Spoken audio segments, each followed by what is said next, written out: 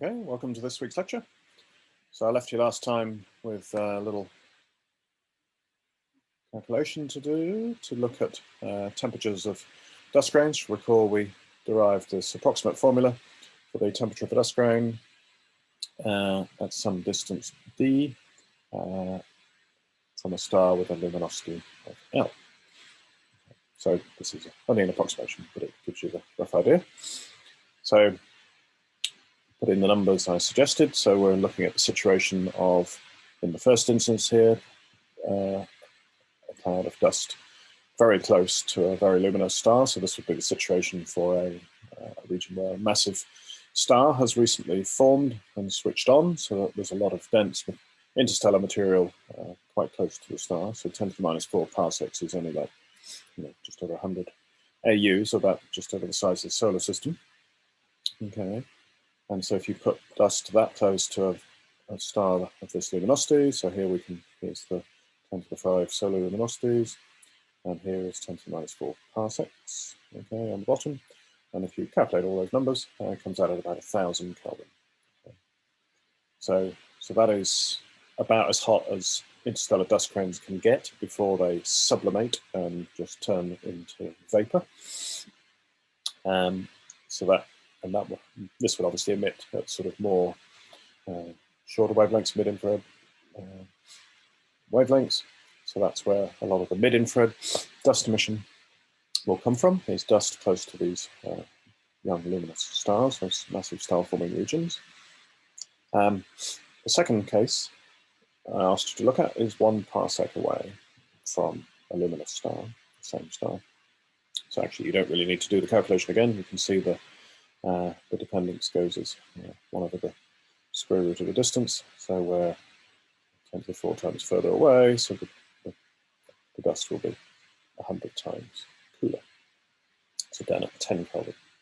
So this is more like way out in interstellar space, okay? So 1 parsec, typical separation between stars.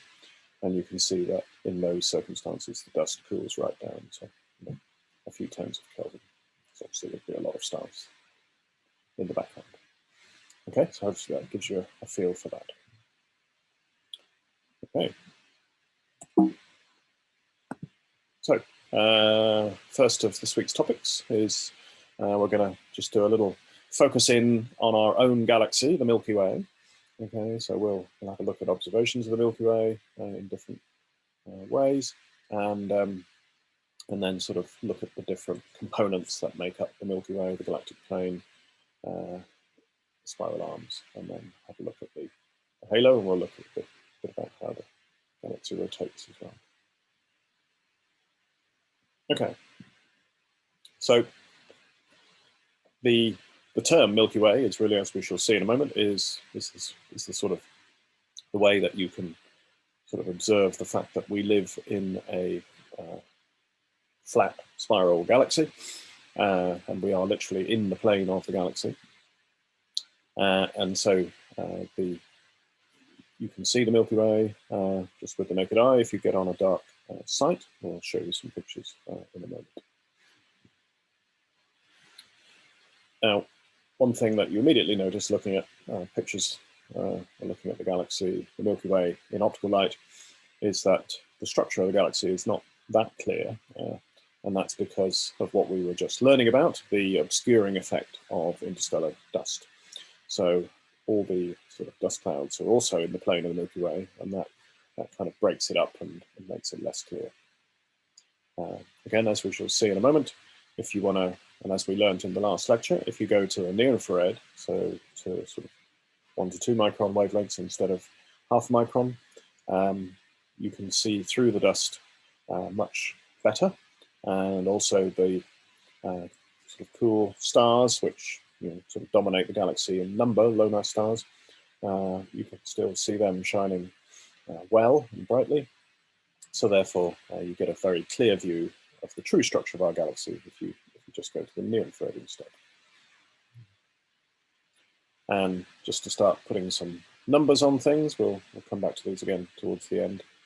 The sun is about 8 kiloparsecs, so 8,000 parsecs from the center of our galaxy, and the disk of our galaxy has a radius, at least in terms of stars, if you like, out to about 20 kiloparsecs. So again, just continuing this theme that the sun is a very average star. We also live in a sort of very average location within our galaxy, and our galaxy itself is a very average galaxy. So everything's fairly average. So we're kind of, in the suburbs of the galaxy on the way to the outskirts. So we probably wouldn't want to live in the center, as we'll find out later in the module, because that can get quite unpleasant. Okay, so here is a sort of beautiful picture of what the Milky Way looks like if you can ever get on a really clear and dark site. This is a rather special site. This is the site of the ALMA array that we met in workshop 1, I think. So the network of 64 dishes up there, 5,000 meters high on the desert plains in Chile. But draw your attention to this. Okay, so this is a wide field photograph of the night sky, and this is what we mean by the Milky Way. Okay, so it's usually up somewhere in the sky. So if you can get on a clear dark night somewhere, have a look. I'm sure many of you have seen it yourself, but if not, it's always worth looking out for. So here is this is what we mean by the Milky Way, and this is the visual manifestation of the fact that we live inside, if you like, a spiral galaxy. So to show this a bit more clearly, then it's better to sort of reproject all of this in the plane of the Milky Way itself, rather than the plane of our sky, which is obviously always rotating and everything. Here, you can see that there's sort of a brighter patch just around about here. That is, in fact, the center of our galaxy. So here we're looking towards the center, and as you go around, you're looking sort of further away in other directions, away from the center of the galaxy. So you can see the starlight dropping off in intensity a little bit there. Okay. But let's go to a projection that projects everything in the plane. This is an all-sky picture. In fact, it's from the Gaia satellite that we met in one of the workshops as well. Okay, so again, an incredible view of the whole sky, basically. So now we've got the center of our galaxy right here in the middle of this picture, and this is the plane of the galaxy going along this way. Okay, so here we're looking, from our sun in towards the center of the galaxy.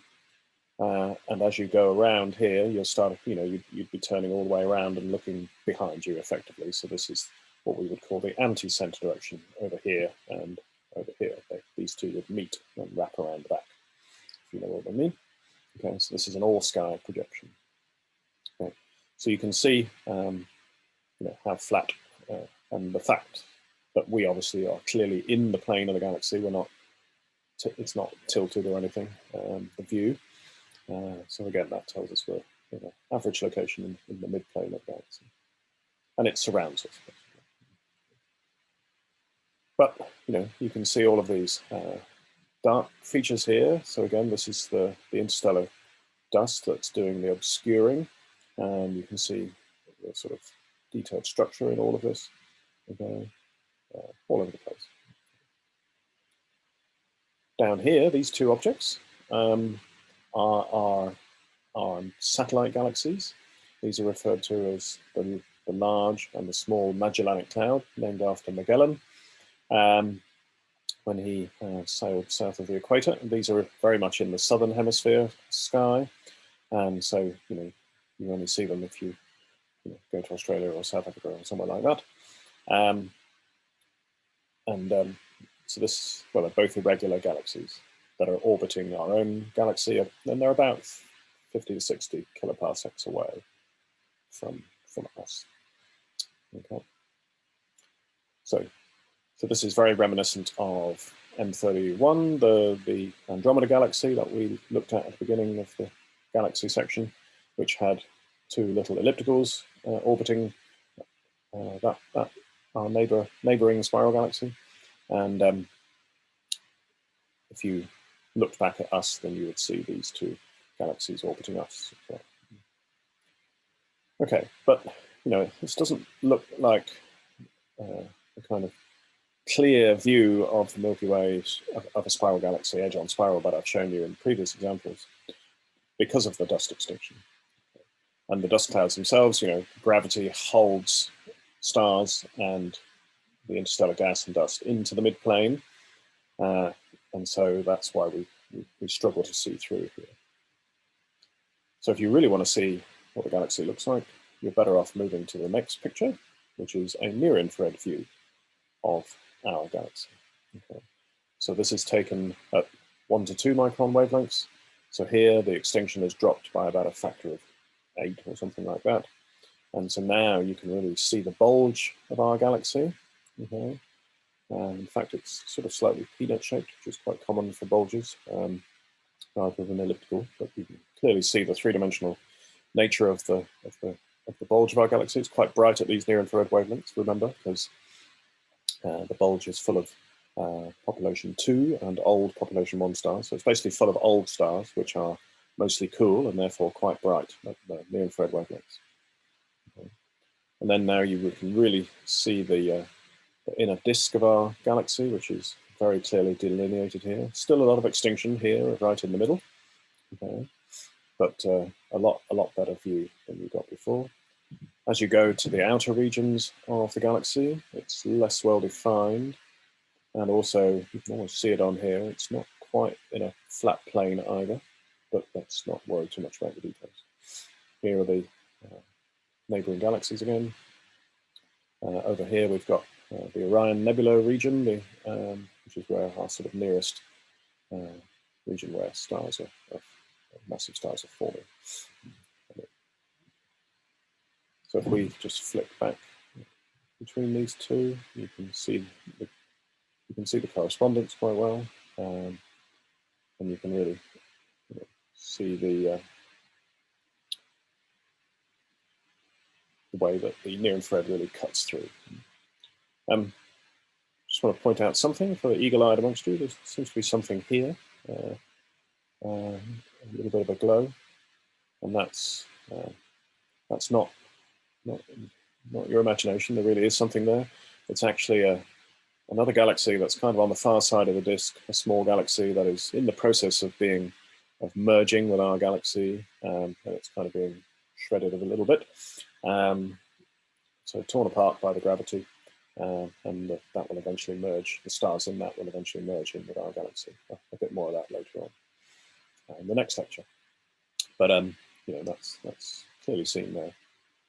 And that's really what that Gaia satellite mission, its main purpose was to do, was to trace how all the stars and gas in our galaxy has been assembled over time. If you want to go and read about that. Okay, so back to the components of our galaxy. So let's now, this is the view that we can't really ever get, of course, because we can't sort of nip up above our galaxy and look down and see what it really looks like. So this, just to be very clear, is an artist's impression of what our galaxy looks like. Okay. But it's informed, by science. This view was put together after the Spitzer satellite, NASA's Spitzer satellite that you can read about on the web resources, sort of mapped out the galaxy and came up with this picture. And it basically confirmed, it had been speculated before that we actually lived in a barred spiral rather than just a normal spiral, but the Spitzer data really confirmed that indeed we do have a bar in our galaxy. And for the comedians amongst you and astrochemists, then indeed ethanol molecules have been found at the center of the galaxy. So there are, as I said, there are quite a lot of molecules out there in interstellar space. So the bar at the center of the galaxy is not dry. Okay, so like all barred spirals, we have a bulge in here. Again, you can't see it that clearly on the on this artist's impression, but you could clearly see it here. Okay, so that's the bulge. Okay. But the bar is in here. You can't see it it doesn't extend out of the plane of the galaxy. Okay, so that's the difference between a bulge here and the bar, which would be sort of in here somewhere. Which is why it took so long to find, because it's hidden behind all this extinction here. Okay, but that's this bar here. Okay. So just to put some numbers on it, so remember the sun here is about 8 kiloparsecs from the center. The edge of the stellar disk is about 20 kiloparsecs from the center. So the bulge extends out just to sort of 1 kiloparsec in radius, so 2 in diameter. And this bar here has a length of about 4 kiloparsecs. Okay. So it's fairly substantial. Yeah. And you know, it's tilted about 45 degrees compared to our view here. Okay, so you can see the spiral arms on this artist's impression here. So, and again, the usual thing for a barred spiral, that you've got what look like 2 main arms coming off the end of each end of the bar, but there looks like there are 4 arms maybe here as well. So that's about the limit of our knowledge. So we don't quite know even how many spiral arms our own galaxy has. And that's, again, because it's quite difficult to, because we live inside it and we don't have a nice clear view like the galaxy in the background of my image here. We don't have that top-down view. So we have to build a 3D picture of our galaxy, which means finding out the distance to everything. And of course, the spiral arms are really delineated by, you know, those kind of population 1 type objects, basically the massive stars, and especially the regions where massive stars are actually being born. So dense molecular clouds, H2 regions, those are the kind of things that trace out really where the spiral arms are. And so you have to find the distances to those, which is not very easy. So the way it's normally done, again, I'll outline this in a moment, is that we'll look at how the galaxy rotates at a moment, and you can measure the radial velocity to an object quite easily if you've got some spectral lines. So like an H2 region, you could use the H alpha line in the optical if you could see it there, and measure its Doppler shift. Or if you want to measure the distance to those molecular clouds where all the new stars are forming, then you can use the CO line, the carbon monoxide line. And so again, that's a spectral line. So you can, again, measure the Doppler shift that way. So you know the radial velocity, and if we know how the galaxy rotates, then we can use that to work out the distance. So H2 regions and CO clouds are used for that. And the bottom line, and in fact, the Leeds group, like myself, Dr. Lumsden, and Professor Admire have been working on this kind of thing for many years. We were mapping out the galactic plane in star-forming regions, in infrared and CO and radio observations. So we had a press release a few years ago saying that basically there are really 4 star-forming arms that are full of gas molecular clouds, but the Spitzer results had suggested there were only 2 arms if you look in the old star population. So it seems a bit weird if both of these things can be true, but that is the picture that we've built up. Okay. And actually, if you look at other barred spirals, they are kind of similar as well. So just a little more word on that sort of distance determination mechanism. So here's a schematic of the Milky Way with spiral arms displayed here in gray. S represents the position of us here at the sun. And the idea is that the galaxy is rotating. Okay, everything's rotating in circular orbits around the center of the galaxy. And if you look along a particular line of sight, and you take a spectrum, say, of the CO molecule, for instance, you will pick up clouds through all of these different locations in the spiral arms. But each of them will have a different radial velocity towards you. Okay, so here it's coming right towards us, so you'll get quite a significant blue shift here. Here it's less of a blue shift.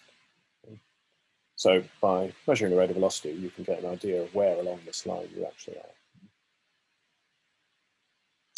And this is just to bring some of our actual own research into our first year lectures.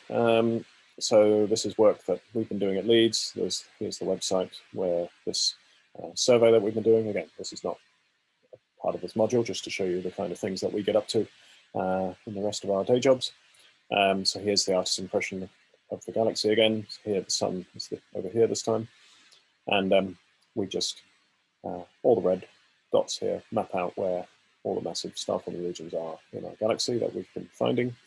And you can see that they do indeed follow spiral arms in a reasonable fashion.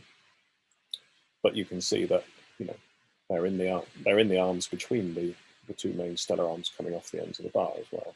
So that's why we think there are 4 gaseous arms. So that's the kind of picture of our galaxy that we've built up. So maybe going back and looking at that artist's impression of the top-down picture of our galaxy. In the break, why don't you have a little think about what do you think the Hubble classification on the tuning fork diagram for our own galaxy is. Okay, and we'll see you after the break.